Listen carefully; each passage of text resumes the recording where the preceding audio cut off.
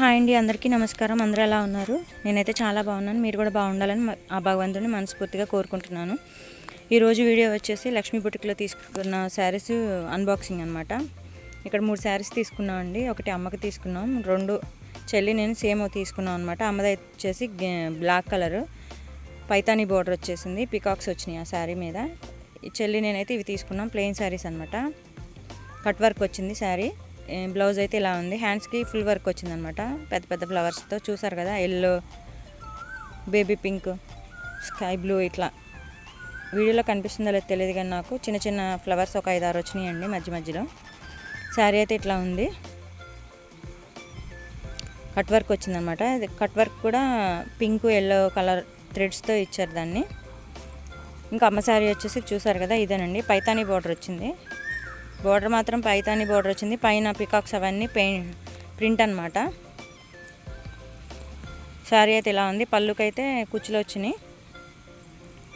Blouse వచ్చేసి plain అనుకుంటా అండి.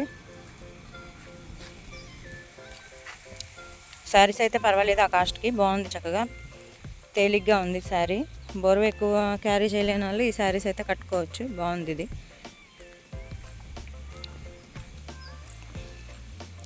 అమ్మ శారీ మడతపెట్టి పక్కన పెట్టేసామండి. ఇంకా మా శారీస్ చూపిస్తున్నాను అనమాట.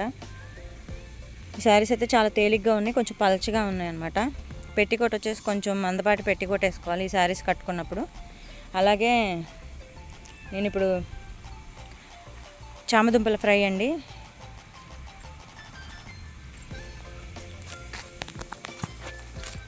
చామదుంపలు మేము ఒక 1/2 kg తీసుకున్నాం. బాయిల్ చేసుకొని దాన్ని తొక్కు తీసేసి రౌండ్గా కట్ చేసుకొని దాన్ని ఒక బౌల్లో వేసుకోవాలి.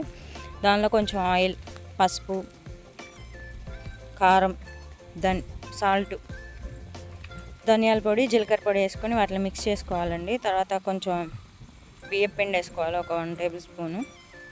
నాకు అది సరిపోయింది, కొంచెం పొడి పొడిగా ఉంది కాబట్టి మళ్ళీ కొంచెం ఆయిల్ వేసుకొని కలుపుకున్నాను నేను. మీకు ఏమైనా కొంచెం ఆయిల్ ఎక్కువ అయితే కనుక బియ్యం పిండి వేసుకొని కలుపుకోండి. దీన్ని పక్కన పెట్టేసుకొని బాండీలో ఆయిల్ పెట్టుకొని దీనికి సరిపడా ఫ్రై చేసుకోవడానికి పెట్టుకోండి. బాగా ఆయిల్ కాగిన తర్వాత వేసి ఫ్రై చేసుకోండి. చూసారు కదా, ఇట్లా మంచి కలర్ వచ్చిన తర్వాత తీసేసి ఒక గిన్నెలో పెట్టేసేసుకోండి అవంతా. ఈ ఆయిల్ ఏం చేస్తారంటే మీరు యూజ్ చేసుకుంటే ఏదైనా ఫ్రై కర్రీస్లో యూజ్ చేసుకోండి. అలాగే ఇంకో బాండీ పెట్టుకొని పోపు దినుసులు, ఎండుమిర్చి, ఎల్లుల్లిపాయలు వేసి కొంచెం లైట్గా వీటిని ఫ్రై చేసుకోండి. ఆల్రెడీ ఫ్రై చేసినాయి కదా, ఎక్కువసేపు అవసరం లేదు. తర్వాత కొంచెం కారం వేసుకొని మీ స్పైసీనెస్కి తగినట్లు